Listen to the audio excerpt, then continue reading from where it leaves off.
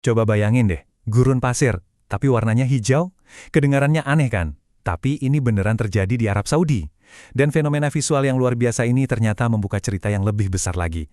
Tentang masa lalu, tantangan masa kini, dan sebuah masa depan yang super ambisius. Oke, jadi pertanyaannya, kok bisa gurun di Arab Saudi tiba-tiba jadi hijau?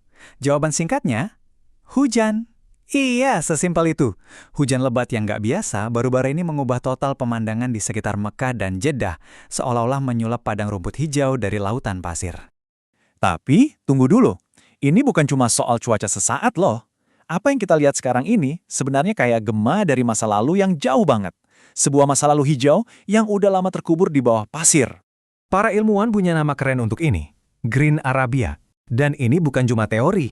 Mereka meneliti stalagmit di gua-gua purba dan nemuin bukti kuat kalau wilayah ini dulunya, ya, sabana yang subur dan penuh kehidupan. Ini fakta geologis.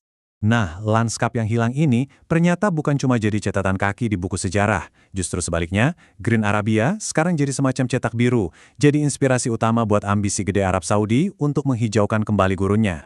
Oke, dari masa lalu yang ijo royo-royo, sekarang kita lompat ke kenyataan hari ini. Dan perbedaannya luar biasa.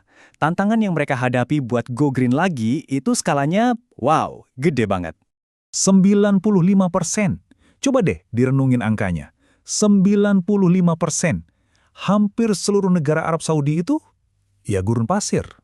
Dominasinya hampir total. Dan ini bukan gurun biasa. Di sana ada Rub al-Khali yang sering disebut empty quarter atau wilayah kosong. Ini adalah gurun pasir bersambung terluas di seluruh planet kita. Luasnya seberapa sih? Kira-kira 650.000 kilometer persegi. Itu lautan pasir yang kayaknya nggak ada habisnya. Biar kebayang gedenya, luas Rub al-Khali ini lebih dari 2 kali lipat luasnya seluruh Inggris Raya. Coba deh gimana caranya menghijaukan area sebesar itu. Kayaknya mustahil kan? Nah, menghadapi tantangan sebesar ini, gimana caranya? Jawabannya ada di sebuah rencana yang super ambisius yang dirancang buat mengubah wajah negara ini selamanya.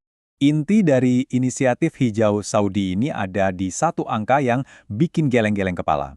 Target mereka adalah menanam 10 miliar pohon. Saya ulang ya, 10 miliar. Angka ini jadi makin gila kalau kita lihat gambaran besarnya. 10 miliar pohon ini itu 20% dari target total inisiatif hijau Timur Tengah. Jadi satu negara ini ngambil porsi yang gede banget dari proyek regional ini. Dan ini bukan cuma wacana loh, proyeknya udah jalan, targetnya juga jelas. Sampai Juli 2025 aja, udah lebih dari 151 juta pohon yang ditanam. Nanti di 2030, targetnya lebih dari 600 juta. Ini baru langkah awal menuju 10 miliar itu. Tapi, buat apa sih semua ini? Kenapa repot-repot nanam pohon sebanyak itu? Jawabannya ternyata jauh lebih dalam dari sekedar bikin pemandangan jadi bagus. Jadi ini bukan soal estetika.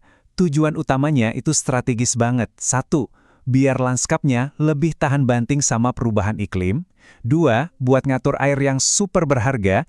3, memulihkan lahan yang udah rusak. Dan yang paling penting, ini soal membangun ekonomi baru setelah era minyak berakhir. Nah, ini intinya. Buat sebuah negara yang identitasnya itu gurun pasir, masa depan mereka, stabilitas jangka panjang mereka, sekarang itu bergantung pada kemampuan mereka bikin landscape-nya jadi lebih tangguh dan berkelanjutan. Jadi, kita sampai di pertanyaan terakhir. Apa benar 10 miliar pohon bisa nulis ulang masa depan sebuah gurun? Ini pertaruhan yang luar biasa besar, dan jawabannya bakal nentuin wajah kawasan ini buat generasi-generasi yang akan datang.